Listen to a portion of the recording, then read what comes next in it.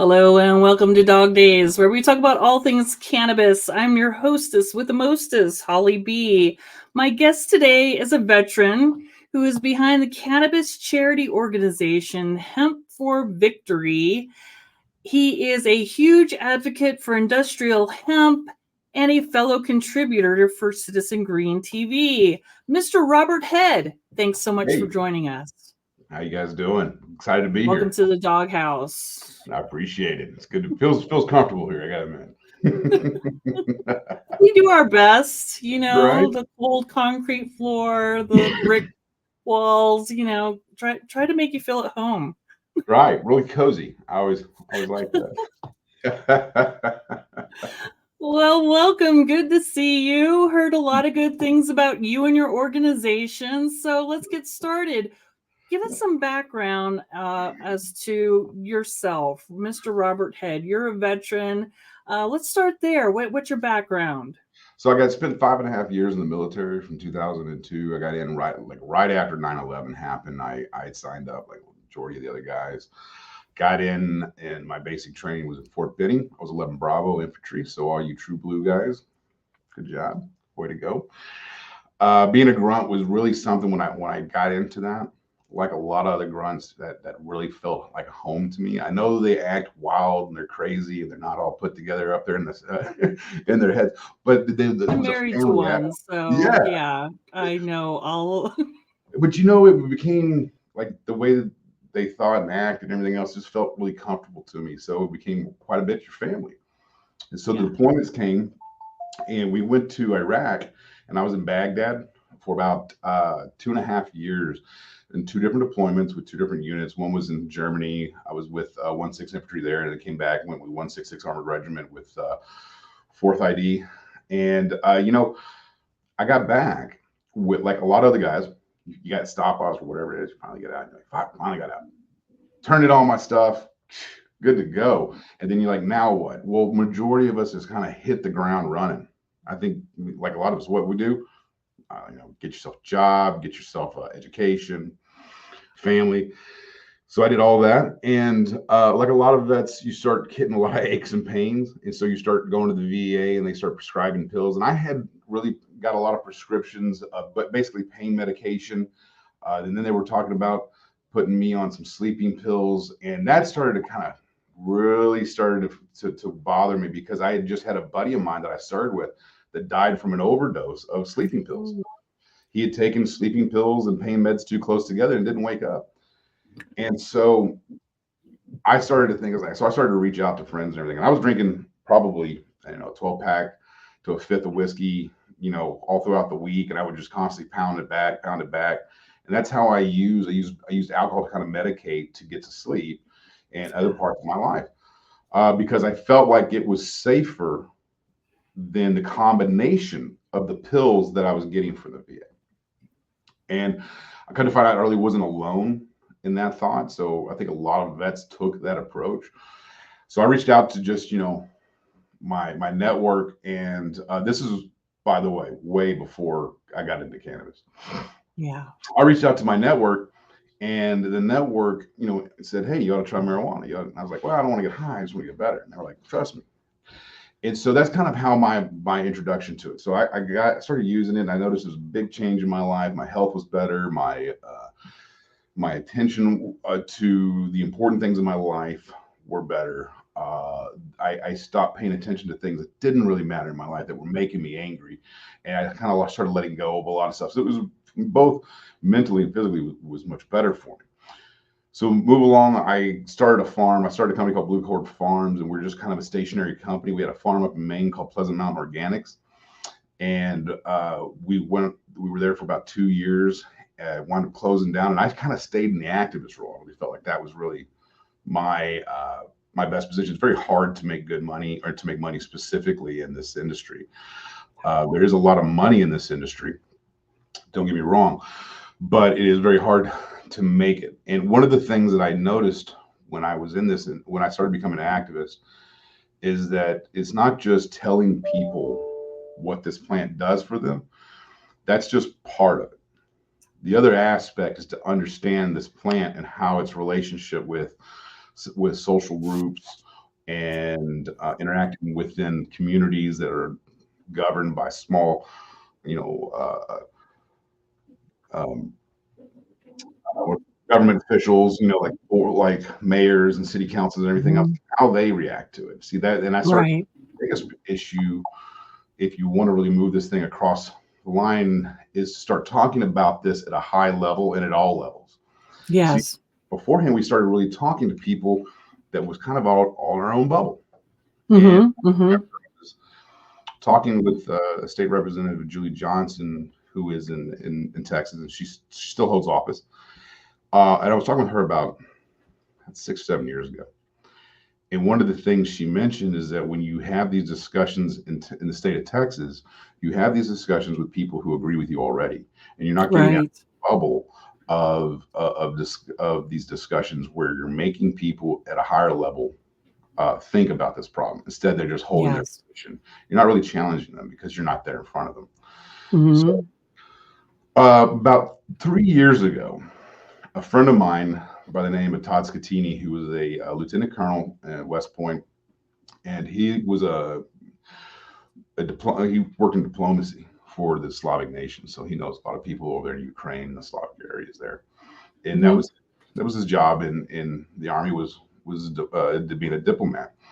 Mhm. Mine was combat, and so we got together. We created this party in Dallas, Texas, at Texas Live, which is Troy Aikman's park, right during one of the Air Force Academy and West Point games.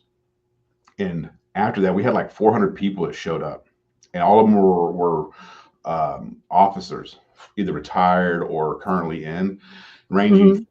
butter bars to generals.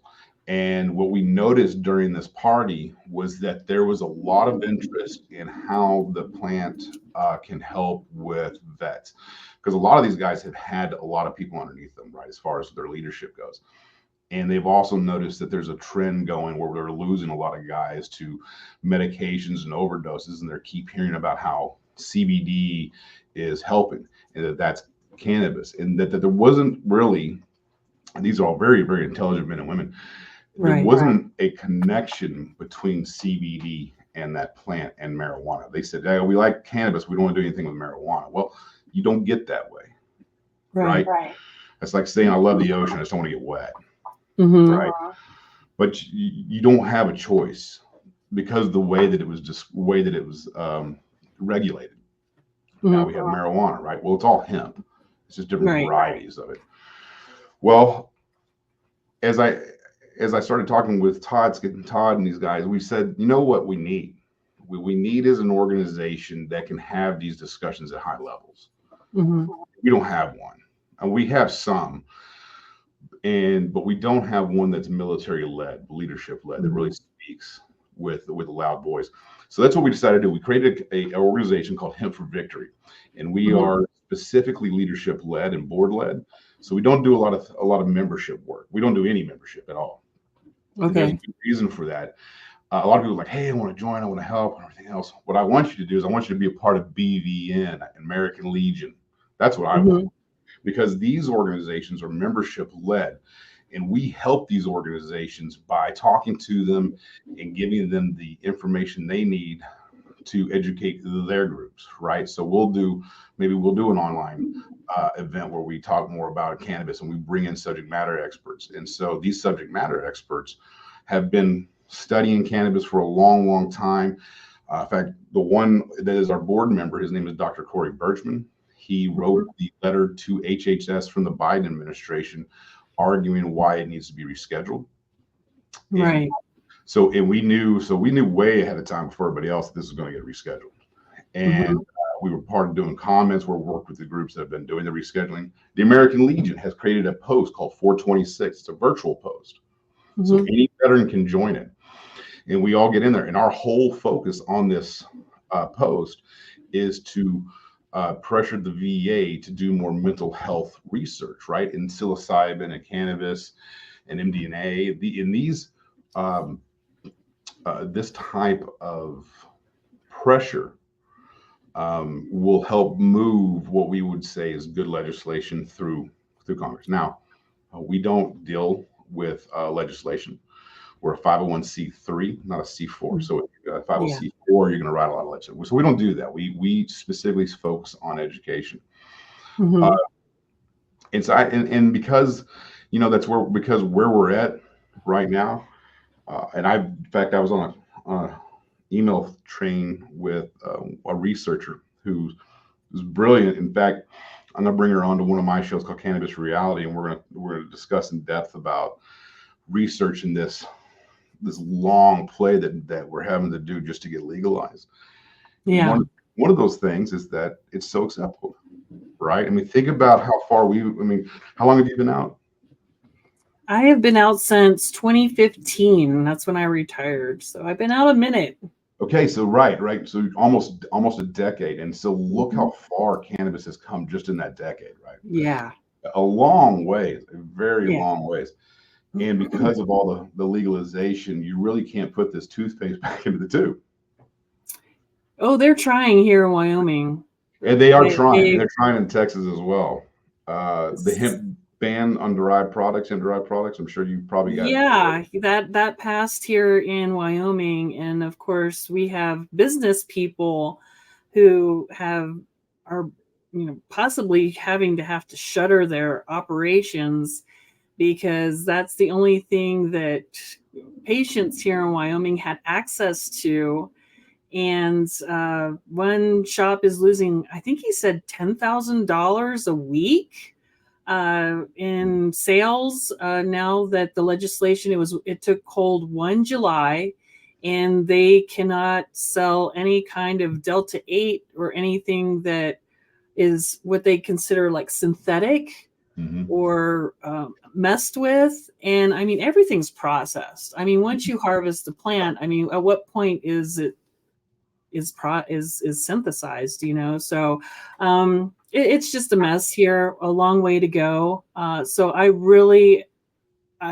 your message of education is resonating Mhm. with me here, because we are so behind. It's really just archaic here in Wyoming when it comes to cannabis, and it's great that some states are taking it, and cannabis is moving forward and being normalized as a medicine, but not here in Wyoming. So if you can like help here or give I me some guidance or some teaching tools or something, most I'm definitely. In fact, open. we'll start on that topic right now. The hemp derived products. I think because Yeah, we're having the same problem in Texas. So Hemp for Victory is national. We're all over. We're really, our people are all over the place. Subject matters are all over the world. You right. know, so when we talk about this at a broad spectrum, but we can narrow that spectrum down to states, and your state and my state are similar in this. So We are very conservative. very, very concerned. Very. And there's I nothing wrong heard with about the Bible Belt and stuff like that. I'm not sure what our corridor is. The panties in the wad belt. I don't know. I'm telling you, and a lot of it is they're uneducated on, and I don't like I just using made that the term because they're really not uneducated. They all have degrees and they all can think and they can write, but they're uneducated on this. And let me expand on that. So recently, I told you I was talking to this researcher, and this would be something. In fact, I think would be a good one for you and I to talk about. She has done a lot of research in regards to hemp derived products, cannabis in legal and illegal states. And if you look at states that have a bad program or no program, such as Texas and Wyoming, the hemp derived products tend to reign king, right? They are the supreme type of marijuana over there, what they would like to call fake marijuana. That's what they call it in Oklahoma and in California. So this new micro markets that are emerging, okay, they're emerging because the people want them to emerge. They're not exactly. emerging because of some cartel that's pushing this out. They're actually emerging Right. because that's what people want them to emerge. If they start banning them, the problem with banning is you take a regulative authority and you move it from people who are regulating it, coming in and checking to make sure everything's on the up and up, and you switch it over to the police, where the police now have an additional problem that they have to go in and bust people for.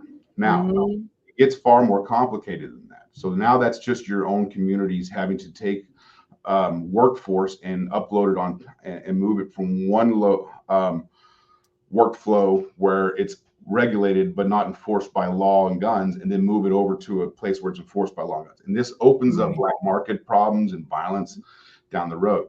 Whereas if you regulate it, and this is also something that I think people need to understand, that when we talk about regulation, you're not just hearing this from the cannabis companies. You're also hearing this from the beverage companies.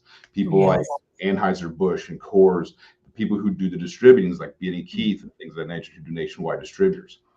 These distributors know that there's a recent survey that came out that talked about how drinking and cannabis, right? They compared the two, and nationwide, more people are smoking than they're drinking, or more people are using cannabis and they're drinking and they're showing lower sales. But they also have a hemp beverage industry that has been popping up over the past 4 years. Yeah. Industries like beverage industry and distribution of food industry have an interest in this. Now, these are large associations at the billions. And when they bring in this kind of political power, and they are starting to talk about regulations. So there are groups out there called Attach, which is ATAC. I think it's CH or something like that. I can't remember. I'm part of it too. I don't even remember what it's called. Too many acronyms. There's so many acronyms. And the CCSR. So these are groups that do a lot of when they go down to Austin. Yeah, what do they do? I saw that in your, what was that, on your website, that you're affiliated with those two. And who are they now? They regulate in the cannabis industry? Both of them big ones. So let me bring them up real quick so I can give you a little better. Yeah. Because I'm a fan of, instead of outlawing it, which they did on 1 July, if they're so worried about the health of the consumer and the gas station poison, if that was their main concern, I would think that they probably should have focused on like a consumer protection type of legislation, that sort of thing, instead of just broad brush, done. We're done. Yeah, and you're exactly right. The problem with banning is that banning creates more problems. With regulations, you requires more money to regulate. And so what they don't want to do is spend the money on it. They want to get more money from it from the illegal perspective. Oh, the money. But when we see there's the fines from the bad people, they're not going to get any money. They're not, it's not really, that's the thing I was telling you earlier in this conversation, is that everybody wants to get rich in this business, but because it's not nationally legalized, you have all these state governments and state markets, right? Well, every other market that we have in a state can trade with other states, with the exception of this one. So if order, and that's going to happen no matter what. And people can't just stop that. So if the trade's going to happen, it won't happen in a legal market, it'll happen in an illegal market. Exactly. And now Robert, you got it. And now we have a research that shows that the California price will mitigate and control the legal price in California, will mitigate and control the illegal price in places like Texas and other locations where it's not legal. And since we know that means that link shows that you're not able to stop this. So instead of banning, we need to look at regulations. So the group, one of the groups is called ATACH, ATACH. They're called the American Trade Associations for Cannabis and Hemp.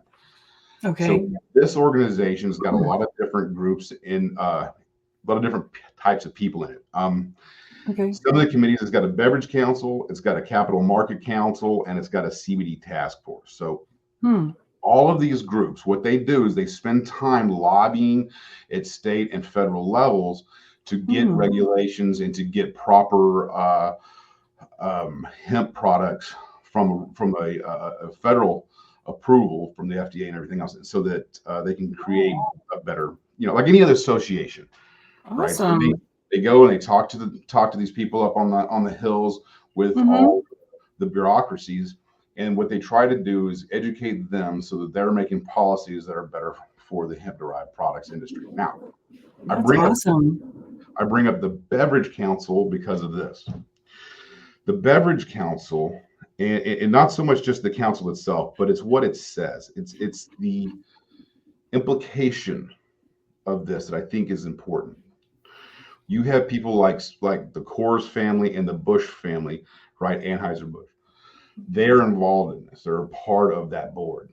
Now, Yeah. oh, did you just lose me a second ago? No, you're good. So they're part of this board. Mm-hmm. Now, the board, like I said beforehand, is focused on lobbying and getting these bureaucracies in the government to make better policies for their industry. Now, if the beverage industry is doing this, and you have large game players like Adolphus and Coors and Bush and these distributors that are pushing for it, banning is going to be one of the worst things that they could do. Right? Yes. Because you already have the large players wanting to do regulations. They know how to do regulations, and they already have a plan set forth where they feel it would be beneficial to everybody in this industry. And right. It sounds like what happened was a knee-jerk reaction. And this happens a lot. Both political parties do this, knee-jerk reactions. Yeah. Completely legalized. And neither one is actually very good. So I would almost say that when they have to revisit this, there probably is a timeline somewhere in that bill, and it has to be revisited. And at that point, it's very important that Wyoming have something that comes in and says we need to regulate, because they are right. We do not need to have all these types of products in gas stations where anybody can just go and get, where the person that's selling to you could care less if the kid's under 18 or not. Exactly. It doesn't need to be there. But at the same time, that doesn't mean you take it away from people that are using it on a daily basis. If we're worried about the Delta 8 and Delta 10, I understand that as well. Delta 8 and Delta 10, those are products that are usually made in the lab and have some synthesized product elements into it. Well, with that, you would probably want it from a producer that is better regulated. Now, I want to bring this point up that will, I think, back my case up. Mm-hmm. The Dallas Observer. Have you heard of that? It's a big magazine here in Dallas. Okay. It's probably, it's called the Dallas Observer. So it's got a lot of really interesting articles when it comes to the state of Texas. And the guy did one about all these hemp-derived products. And he said, I think the title was, is marijuana legal in Texas? Right. I don't know. Well, what did he do? He went out to several different shops, took their products and shipped them to an outside state laboratory and had it tested. And damn near all of them came back as marijuana, what would be classified as marijuana. Right. And so what this did was this shed light on a problem in this market. And what's the problem? The problem isn't the fact that place is selling it. Okay, you think that is because from the surface, like they're selling marijuana, they're lying to everybody. Here's how the rules are written. Whatever organization you buy your flower from or product from has to have a COA. Exactly. You are not entitled, nor are you supposed to check that COA and retest it. Okay. Now, because of that, and that's expensive, so it's an added cost. So unless they're forced to do it, they're not going to actually do it. Exactly. COA as official. All this hemp that's being shipped down here might be coming from a marijuana farm up in Portland or somewhere else, and it gets shipped down here. And that's why people are like, yeah, I still get high as hell when I smoke. Yeah, because it's not really that. It's marijuana what you're smoking. Exactly. Right? And you don't really know that. And so who here is at fault? I have a friend of mine who's a lawyer here in Texas. I'm not going to mention his name or the case, but he has an issue where people were busted because they came in and they found this, what you're supposed to say is hemp. Now it's tested as marijuana. So who's at fault? Well, they did everything according to the law, but failure at the federal level has allowed these markets to continue, and they will continue because it's what people want. And if you can't regulate that, if you ban that and you don't regulate that, the market will continue. Now, what's bad about that? What's bad about that is that people lace stuff with fentanyl. And you talk, God. And I tell you what, this is a good idea. If you give, Mm, we're all good friends with cops, right? Almost every fucking mm, vet out there is. We all got buddies with cops, right? mhm. You do, Talk, I don't. you don't have any good friends with cops? I'm also native, so Oh, okay. So yeah, if you kind of have a do, rub. right, I respect them, but there's a little bit of a racial rub here on my own I with get natives that. and cops. I'll go on. I'll get that. But here's my point is that Yeah, there's two different demographics when it comes to cannabis and weed, right? There's the yeah, demographic of people who use it as medicine, and yeah, that's all they use. And then there's the demographic that's buying that pills, yeah, acid, they're buying coke, they're buying meth. Those are yeah, two different demographics that don't really yeah. intermingle with each other. Exactly. People that normally sell, and that's the problem. Those of us have been in it for a while. We have pretty good plugs, and we have trustworthy sources. But it took a while to Right. build that up. Most people don't have Absolutely. that, and they don't work in an industry where you're able to get that. Right. So they fool people all the time who just want to get better, and they wind up giving them this crap, and that's where Mm, increases that problem. It's yeah. problematic. It puts them at risk. It does. It puts a lot of people at risk, Unnecessary.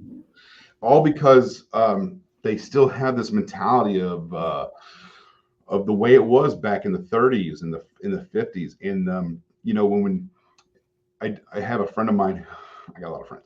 I got a lot of people who just know all sorts of crazy stuff, and I love to learn and I Mhm. love to educate myself about this. So this is really cool. If you're a Yeah. history nerd, this is really cool. Yeah. Yeah. So whenever we had there was no alcohol, prohibition was rampant, right? Hmm. They hired a lot of people to enforce that, right? Hmm. Let's fast Yeah. forward, and it became everybody said, hey, alcohol's legal, you don't have to do this anymore. So what are you going to do Yeah. with all these agents, Yeah. right? Well, what's the next thing that came up to them? Marijuana.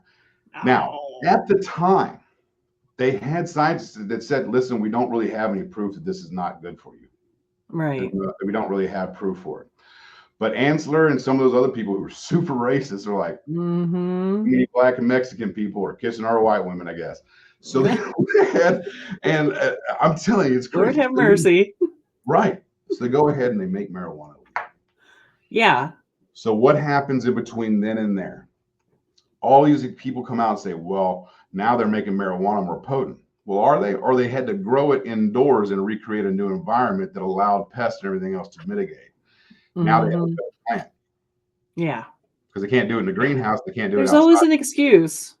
Right. But because of the illegality of marijuana and it having to go underground, they Hmm. created things that made it better to grow and became Right. more potent. They did it. The U.S. Right. government created this marijuana problem. It wasn't the people. They created it because they tried to take away something that's natural, that's in our body. If we have an endocannabinoid system, then why is it so hard to believe that people want this medicine? Exactly. They realize, consciously or unconsciously, this is happening. And I Yeah. don't think they put all that together as a system. And so they're Right. trying to stop it. It's like trying to stop the waves with your hands. You just cannot do this. And Yeah. so, because of this legality of it, we have Yeah. seen people learn how to do what? Hydroponics, Hmm. indoor growing. A Hmm. lot of that came around because marijuana was illegal. And so they learned to do a They're lot of growing it things. in petri dishes now. Correct. So so we see that kind of history. The other history we see as well is the veteran population who's leading this. So Yeah. activists have been around since the 70s. And this is not Yeah. new, right? Right. Jack Era, all the greats. But now, why so much in the last 20 years? What could Yeah. have possibly have happened 20 years ago? Oh, Created a whole bunch of people that want to use cannabis all of a sudden. a war. Maybe two. Two. Afghanistan and Iraq. So all of these veterans, we have millions of veterans in 20 years, right? Yeah. And No, what that's an happened? excellent point. That's an Yeah. excellent point, Robert. Yeah. And so this is what winds up happening, Yep. right? In this period of time, pharmacology. You ever heard of that term before? This is a term my wife taught me. Oh, Pharmacology yeah. is an important term all vets need to know. It is using medicine to better pills to better whatever issues you have. So they started pharmacology early 2000s. People would come home and they start them on a regimen of pills. Problem is, once you go on 1 or 2, 3 or 4 or 5 or 6, they create different issues. You got to take those issues, and it just kind of combine. It just goes on worse and worse. And this is what we've seen, and we all know it. Yep. Then all of a sudden, the veteran suicide started to creep up. Oh Lord. The overdoses started to creep up, and we saw massive problems. And soldiers, for the longest time, have been using weed to cope. In fact, we have a cavalry book written by a general back in the 1800s that specifically says you need to make sure you bring cannabis with you when you go on long patrols with your horses. Yes, sir. Yes, sir. This is that natural. They knew. We always knew that the plant was very important. Yes. So let's fast forward. We are 2025, and the organizations that are out there, like mine, like what you're doing here, Citizen Green, Weed for Warriors, DAV, Balanced Veterans Networks, American Legion, VFW, are all now backing medical cannabis. And I don't think it's ironic that this happened. But I think we need to understand that the veterans in the United States, their voice is starting to really carry out. You look what they did with psilocybin. Look what we did with psilocybin. I say I didn't work on psilocybin, but I know some of the guys that did a phenomenal fucking job, and I'm really proud of the work they've done. Yes. We're healing Yes. as a community. It's just taking a long time, right? Yeah. But I see more of our guys wanting to use cannabis. They're starting to have a better relationship with their families, and that's important. We don't need to build more veterans. We need to build peaceful people. And I think we need to know what peaceful people should be like. The war is important to have in humanity because it is a necessary evil. Yeah. It's not something we like because there are bad people out there, and you have to have good people that are going to go against the bad people to protect the many. It's unfortunate. That's the way humans are made. Yeah. But if us vets can get on the regiments where the pills don't make us irate and angry, instead we get on medication that allows us to think through, meditate, and make a better choice. Maybe down the road it won't be so bad. But holy cow, Robert, you are amazing. I love this conversation. I could listen to you all day. But we're going to take a really quick break. We're about halfway through. I like to do a little tribute to the troops. And when we come back, we'll talk more about veterans and Hemp for Victory and how folks can donate. We'll be right back.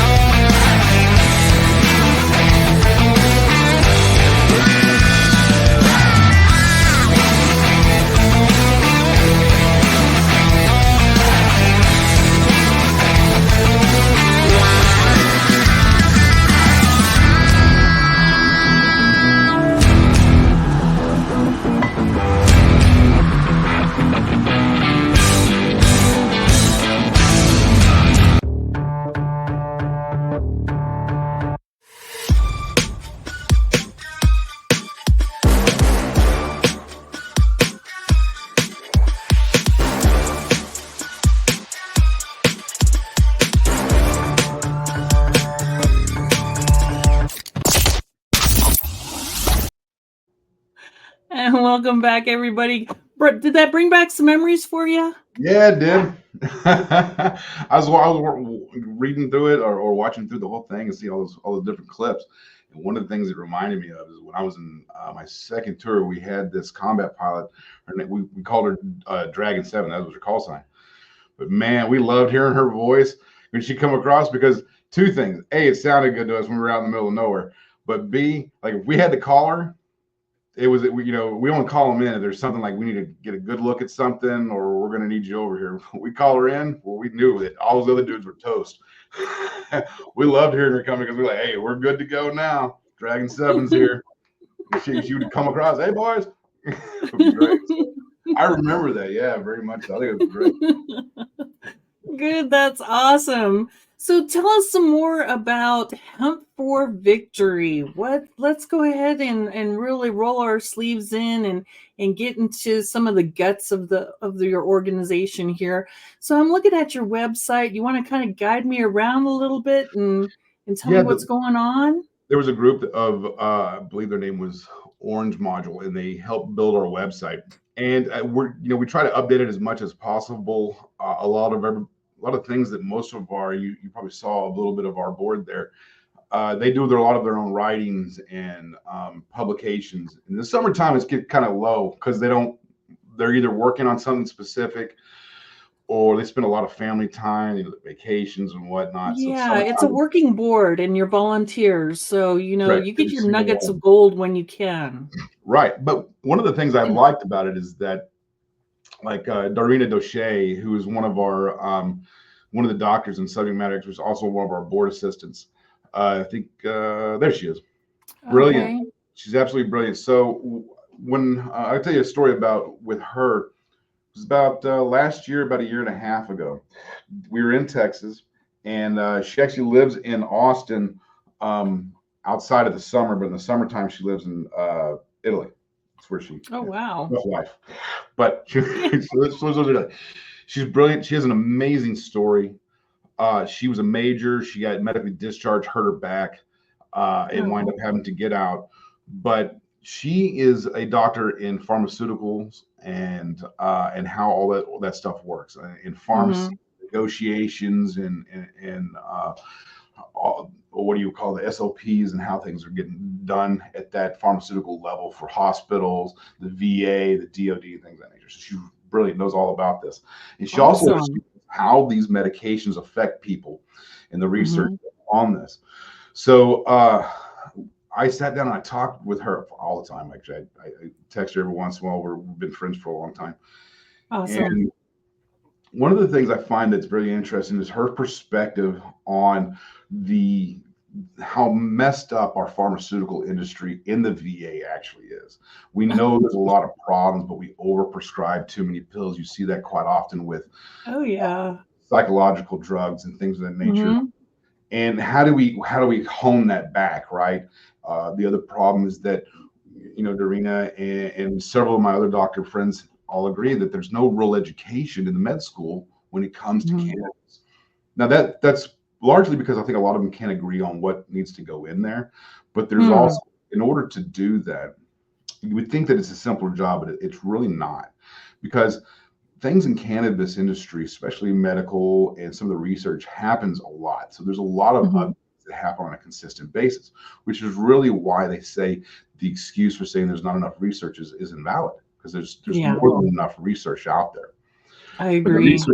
Right. And you have to kind of learn how to read the research and regurgitate. And it's not fun to read. I know I read a lot of research papers. They're not fun. Very fucking boring. In fact, it's not half the time I'll spit them into Chat GPT to get me a 3-page, 4-page summary, and then go back and find those points in the research to make it faster. Just read the abstract up top and then the conclusion, and you pretty much gotta have it. Right. Everything else in between is the math, and no one cares. So Darina was telling me about these medical issues that people are constantly having that are being inflated because of all the medication they're getting. Whereas we have one, but at the same time, we need to be careful with cannabis too. It shouldn't just be a free for all where that's one thing to be able to grow at home. That's not what we're talking about, a free for all. When we talk about a free for all, you don't just take as much as you possibly think you can take. Yeah. Don't push your limits because you feel like what you have is safe. That's not smart. Water is dangerous if you drink too much. Everything can be dangerous if Exactly. it's way too much. So she does a lot of preaching about how do we want to make sure that we stay within our homeostasis and Hmm. accomplish the things we can in life, right? So, like I said, we go out, we have a couple of drinks, we have a good time at a party or something of that nature. When that's an everyday thing, that's an issue, Yeah. right? If you're making it to where the cannabis or the psilocybin, whatever it is you're using, is deteriorating your day, and you're not able to take care of the things that matter, feed yourself, family, and everything else, then you do have an issue. And so we always Right. have to make stress that this is not, while it is much safer option than a Oh, lot of yeah. medications out there, personal responsibility is a key thing. And Yes. a lot of us are, and in fact, Todd Bunting, Major General Todd Bunting, who's right above them, one of the things, he has this farm called the Save Farm, where they bring people out there to work on a farm and ranch, and they work with the animals in the gardens and things of that nature. Now, since World War One, we've already really known about that. World War One, after the guys would come home from America, and in Britain, they would take them out to these gardens and things like that, and they would work in rose gardens or vegetables gardens, things of that nature. And they noticed a massive increase, a decrease in their what we would call PTSD, they would call shell shock. Awesome. We've known this for since World War One, that it's called agrotherapy, I believe. Mm. I might be wrong. Nice. Might be wrong on that. But Well, the point is, let's do it. Let's roll with it. Yeah. yeah, uh, but it's been very beneficial. So, Yeah. well, he hasn't done this yet, but he feels this would be something very good, right? Where people can grow Hmm. their own. So let's talk about home grow. Why is it important?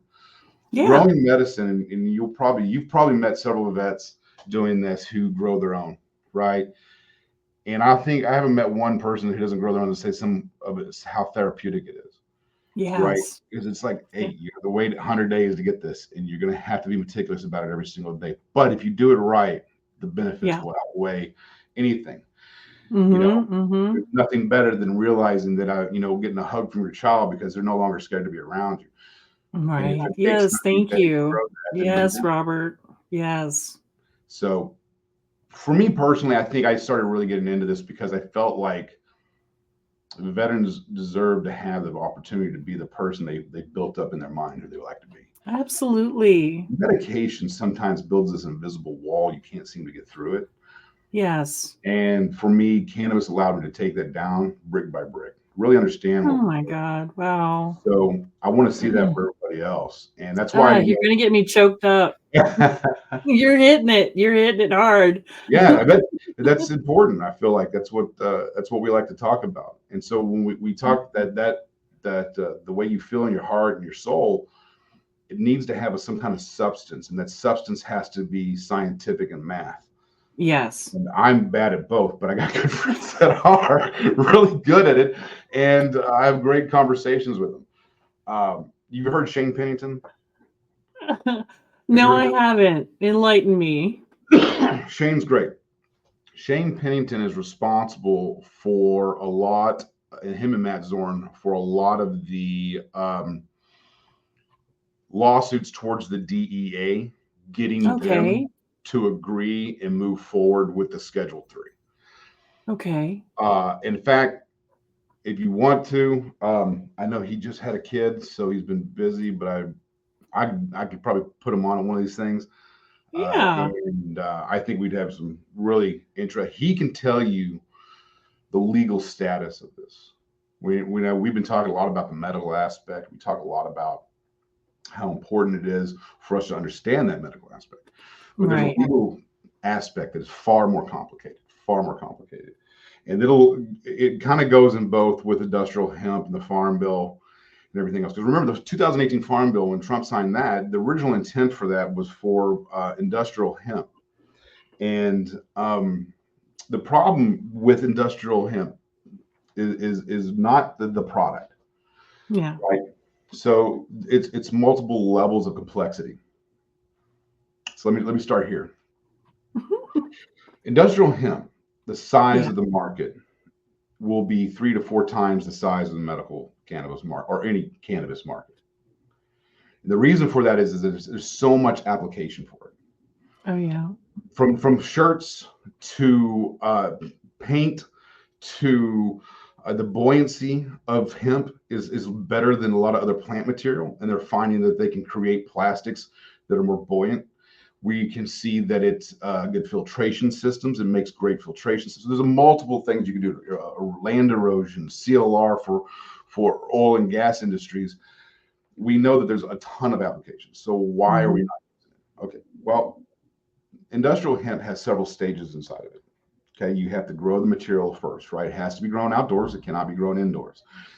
It's usually grown in the manner of about a few inches apart, and you do it on a couple hundred acres. It grows like corn, straight up, very, very thick and dense. Once it starts halfway seeding and flowering, that's when you start processing it. You got to cut it, then you have to red it, and then it has to be bottled, then it has to be sent in. So it has to be sent in within a certain square mileage, or it becomes not worth it. Exactly. So then you have to go to a processor. That processor cannot be like they have in Texas, where we do we'll call it vertical integration on a business, and that's where you grow, process, and sell at the same time. It's fucking retarded. Right. It's stupid. You don't do that. It requires so much money, and it doesn't allow people to work with each other and develop it, right? It creates monopolies, and it consolidates a market that becomes dangerous. Exactly. So what we should do instead is that we should help fund and finance these processors, right? So about $25 million, you can create a processor that can do about 1 million pounds a year. But at the end of that processing line, you have to have a product that can go into specific industries, right? So if you do a product, let's say if you're doing hemp fibers, you're doing long fibers, and you're selling them to a spinner, okay? Well, where's the spinner? Well, there's no spinners here in the United States that are at that level that can do that kind of work. They shut them all down in the 90s and moved them to China and India. Isn't that something? So now, what are you going to do with all that fiber? So somebody else has to open up a spinning shop to be able to produce that and put it into cloth that we sell to Levi's and these other organizations. Exactly. So the problem is that the processing, there's certain elements inside the line of business that are not supported right now. So we got farmers, but we don't have processors. We don't have processors, so farmers are failing, and farmers don't want to farm anymore. But we're also seeing that if you do grow industrial hemp, that if you do it as a rotational crop, you can see anywhere from a 10 to 20% return, based with the Rodale Institute did a study on about 7 years ago. It could show you that your next crop, whether it be corn, soybean, or whatever, could have a better yield to it. Yeah. So in that case, it makes sense to probably do that. We're not seeing a lot of that happening now.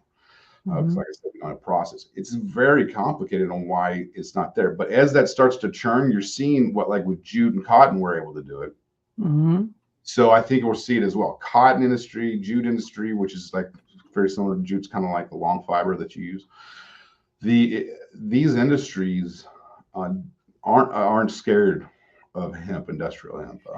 Neither is the tree industry. It's not scared of industrial hemp. So you see a lot of these like things on Facebook or whatnot. Those are all bullshit. It's not true. It's not true at all. They're not afraid. Why would they be afraid? Why would $1 billion industry be afraid of an industry that can't even get its lineage, can't get its line together? We can't even get our shit together, can we? Right. Well, it's not a threat. And B, it's something they can use. So the paper industry doesn't believe in and doesn't believe that they don't want to use hemp because it's a threat to the forest industry. It's not. It's not a threat, because for every the tree that they cut down, you have a square footage, right? You have to be able to get 6 tons in an acre. Okay. And trees get 6 tons in an acre. Hemp does not. Right. So that right off the bat tells you that it's not enough raw product for them to be able to use. But if hemp can be created and put in the same material as their paper material they're using from trees, they would be glad to integrate it. But right now, the integration process is not where it should be for it to be sellable on the open market. People don't think about that. They just think, well, there's a lot of things that go on between then. And they don't see value in that process at the end of the day, if you're not getting me what the people want, then I don't want it. And you're right, Exactly. no one wants to write on brown paper, so you don't see a lot of that Mm-hmm. being around. Okay. Yep. So those are certain issues that the industrial hemp industry has, and it'll have to work through it. How to correct that? That's a good question. I don't think I know. Yeah. Yeah, here in Wyoming, we have wide open fields and acres of alfalfa and corn and that sort of thing. And it's going to have to be worth their time and effort and money. They're definitely getting a return on their alfalfa and their corn and the other stuff that they're growing. Okay, I turn my alfalfa field into a hemp field. Who's paying me to do this? Correct. And if you don't have and they're not going to do it unless they have a contract prior to it. Exactly. So they're not going to grow it. And there's another issue too. The agricultural aspect of this issue is that does your grow region have a strain that's a purebred strain for it? So exactly. if you notice when you go all over the country, corn looks alike. Yeah. Right. Well, it didn't 70 years ago. Right. Corn looked different everywhere you went. Mm-hmm, Now they have what's called these pure strains that allow it to grow they're genetically modified to allow it to grow at every region, and so all of them come out looking the same. And they're working on that with hemp right now. They're doing it doing it in Texas. Texas A&M is doing it right now in the southern region. But when we have those out, you'll see a little bit more of a push. But you see Robert, I could talk to you all day. I mean, you're speaking my language. We're totally vibing on so many different levels. I want you to come back real soon. Is there anything here towards the end of the show you would like to leave with the folks? Yeah, if you guys want to see more of this, I tell everybody, you got to educate. You got to donate to educate. And that's the biggest thing. So a lot of things that we'll do, we do a lot of online work. We try to, studies and everything else require a lot of money. And while we do know the people that are doing studies, we want to try to get this information out to people as much as possible. So when you donate, we're able to make products that could send out to people. We're able to do online events and open events. We were at the National Cannabis Festival last year, and it was in DC, and we'll do that again with the Balanced Veterans Network. So awesome. Those are good things. Go out, people. Go talk to your people you're voting for. Go talk to them. Ask them. Oh, that's excellent. Go ask them and tell them, say, hey, this is really helping me. Don't ban, try to regulate. Right? Oh, yes. Banning is going to cause a lot more problems. Right? And make sure that, your police force and fire department know that they're about to get inundated with a lot more work. And if they're having problems hiring people right now, maybe adding to their plate isn't the best idea. Robert, you hit the nail on the head on so many subjects during our conversation. I hope you come back, and folks, donate. Hemp for Victory, doing good stuff out there. That's it for our show for today. Hey, stay safe out there, folks. Until next time.